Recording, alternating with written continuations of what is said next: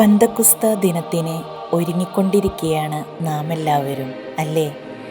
മാമോദിസയിലൂടെയും സ്ഥൈര്യലേപനത്തിലൂടെയും നമ്മിലേക്ക് വന്ന പരിശുദ്ധാത്മാവിൻ്റെ ഒരു പന്തക്കുസ്ത അനുഭവം ഓരോ മക്കളിലും ഉണ്ടാകട്ടെ.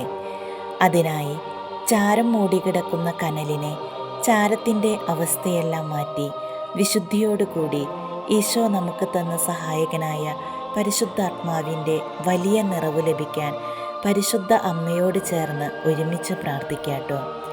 സെഗിയോൻ മാളികയിൽ തങ്ങളെ നെഞ്ചോട് ചേർത്ത് നെഞ്ചിലെ ചൂടും സ്നേഹവും നൽകിയ ഗുരു അവരിൽ നിന്നും പോയപ്പോൾ പേടിച്ച് വിറച്ച ശിഷ്യരെ പരിശുദ്ധ അമ്മ ഒരുമിപ്പിച്ച് പ്രാർത്ഥിപ്പിച്ച് വലിയ പരിശുദ്ധാത്മാഭിഷേകം ലഭിച്ചതുപോലെ നമുക്കെല്ലാവർക്കും സുപരിചിതമായ ഒരു കുഞ്ഞു പ്രാർത്ഥന ചൊല്ലിക്കൊണ്ട് പന്തക്കുസ്ത അനുഭവം സ്വായത്തമാക്കാൻ ശ്രമിക്കാട്ടോ.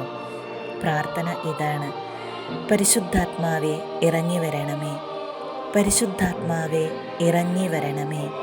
അങ്ങേ ഇഷ്ടദാസിയായ പരിശുദ്ധ കന്യകാമറിയത്തിൻ്റെ വിമല ഹൃദയത്തിൻ്റെ ശക്തമായ മധ്യസ്ഥതയാൽ എന്നിലേക്ക് എഴുന്നള്ളി വരണമേ, എന്നിൽ വന്നു വസിക്കണമേ. ഈ കുഞ്ഞു പ്രാർത്ഥന ചൊല്ലിക്കൊണ്ട് വലിയ പരിശുദ്ധാത്മാവിൻ്റെ നിറവ് ലഭിക്കാൻ നമുക്ക് ശ്രമിക്കാട്ടോ.